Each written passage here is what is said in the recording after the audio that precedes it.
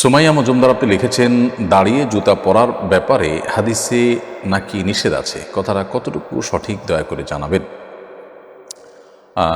জুতা পরার ব্যাপারে নবী করিম সাল্লাল্লাহু আলাইহি সাল্লামের বেশ কয়েকটা টুকরো টুকরো নসিহা পাই বা উপদেশ পাই আমরা।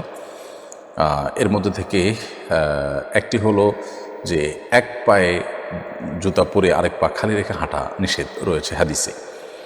অতএব মসজিদ থেকে বের হলে বা বিভিন্ন সময় অনেক সময় দেখা যায় যে জুতার একটা এক মাথা আরেকটা আরেক মাথায়, তো প্রয়োজনে আমরা হাত দিয়ে নিয়ে যাব, দুটো একসাথে পরবো, কিন্তু শুধু এক পায়ে জুতা পরে আরেক পায়ে খালি রেখে হাঁটবো না। আরেকটি নির্দেশনা আছে নবী সাল্লাল্লাহু আলাইহি ওয়াসাল্লাম, সেটা হলো যে খালি পায়ে হাঁটা, মাঝে মধ্যে খালি পায়ে হাঁটা কিন্তু সুন্নাহ, সেজন্য আমরা খালি পায়ে হাঁটতে পারি। আজকাল অবশ্য ডাক্তাররা আমাদেরকে পরামর্শ দিয়ে থাকেন মাঝে মধ্যে খালি পায়ে হাঁটার জন্য। নবী সাল্লাল্লাহু আলাইহি ওয়াসাল্লামের সুন্নাহ এটি, এবং এটি আমাদের স্বাস্থ্যগত উপকারও যেমন বয়ে আনে, ঠিক তেমনিভাবে আমরা সুন্নাহ আদায়ের নিয়তে যখন করবো, নবী সাল্লাল্লাহু আলাইহি ওয়াসাল্লামের অনুসরণ নিয়তে যখন করবো, তখন এর মাধ্যমে আমরা সওয়াব লাভ করব।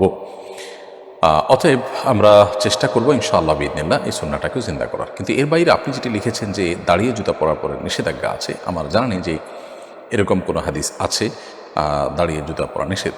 আমরা দাঁড়িয়েই সাধারণত জুতা পরি, এবং নবী করিম সাল্লাল্লাহু আলাইহি ওয়াসাল্লাম জুতা পরার জন্য বসেছেন, বসে বসে জুতা পরতেন, এরকম কোনো কথা আমার জানা নেই। অতএব জুতা পরার ব্যাপারে আমরা দুটি সুন্নাহ পেলাম। আরেকটি গুরুত্বপূর্ণ সুন্নাহ হলো যে কোনো ক্ষেত্রে আল্লাহ তাআলা ডানকে পছন্দ করেন। ইন্নাল্লাহা ইউহিব্বুত তায়াম্মুনা ফি কুল্লি শাইইন হাত্তা তানাউলা ওয়া তারাজ্জুল। সব বিষয় আল্লাহ সুবহানাহু ওয়া তাআলা ডানকে পছন্দ করেন, সেজন্য একজন ইমানদার জুতা পরার ক্ষেত্রেও ডান পা আগে পরবে, বাম পা পরে পরিধান করবে। এটি জুতা পরার সুন্নাহ আমরা বলতে পারি।